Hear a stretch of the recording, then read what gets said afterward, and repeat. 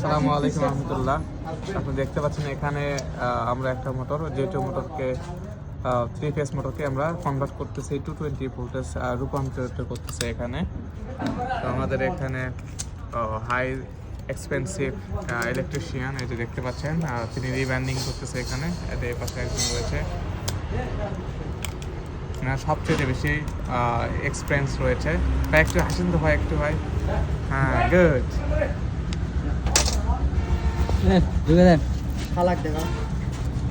আচ্ছা, খুব ভালো আর কি। আপনার রানিং কয়েল অলরেডি এখানে 4টা ডিভিশনও রয়েছে অলরেডি।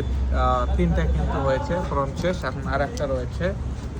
তাহলে 4টা হয়ে যাবে, তাহলে রানিং কয়েল অলরেডি কমপ্লিট হয়ে যাবে। দেখুন তারা কীভাবে দক্ষতার দেখতে পাচ্ছেন, খুব দক্ষতার সহকারে একেবারে রিমান্ডিং করা হচ্ছে মোটরকে। দেখুন এটা কোর,